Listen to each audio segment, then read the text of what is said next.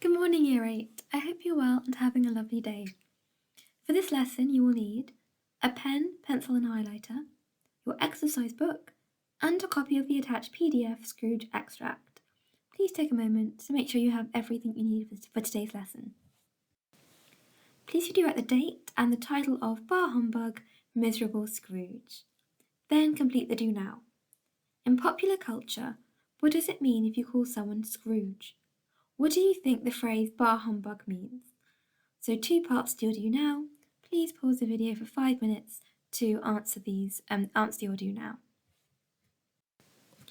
So, possible responses may have included Scrooge in reference to someone who spoils the fun or doesn't join in with others in moments of celebration. Scrooge used the phrase bar humbug throughout the first stave of A Christmas Carol. The phrase is often misunderstood. When Scrooge decries Christmas as a humbug, it is often taken as a general exclamation of displeasure and bitterness. But Scrooge didn't just hate Christmas at the start of the tale, he deemed it to be a complete fraud. So if you didn't get this, please could you jot it down in your book. During this lesson, we are going to focus on the character of Scrooge during the first part of A Christmas Carol.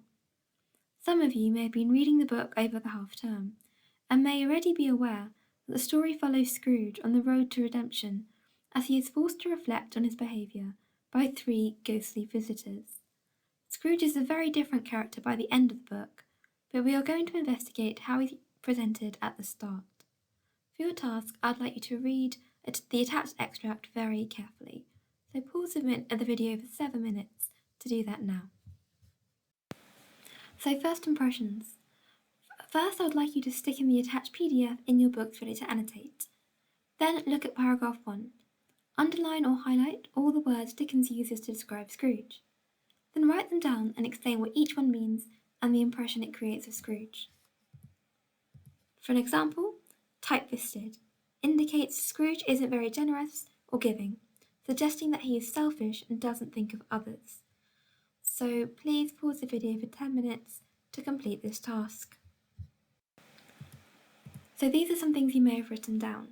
Please add anything you didn't get to your notes. So we've talked about tight-fisted, indicating he's not generous. Squeezing, wrenching, grasping, scraping, clutching, covetous old sinner.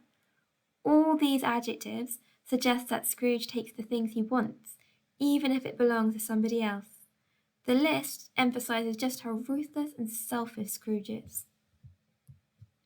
Hard and sharp as flint. This simile suggests he has no feeling and doesn't show emotions. Secret and self-contained and solitary as an oyster. So this indicates he does not have or want any friends or relationships with people and prefers being alone.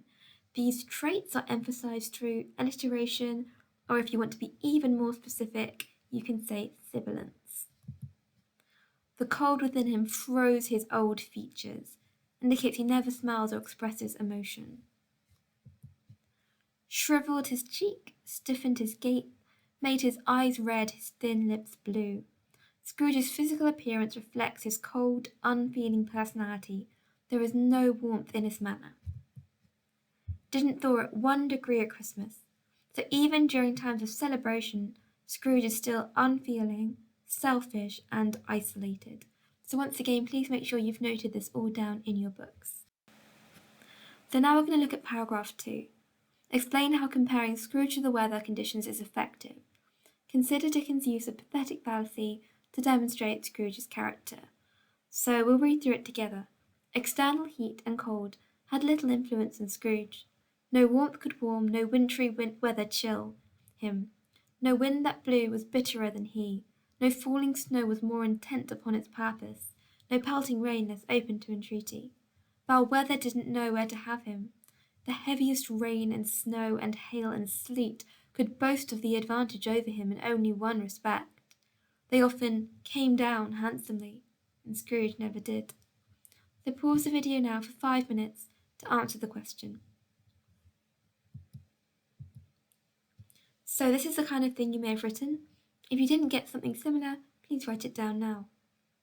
Dickens uses the extremes of weather such as wind, falling snow, heaviest rain, hail and sleet to emphasize that Scrooge's cold countenance is unchanging, regardless of what's going on around him.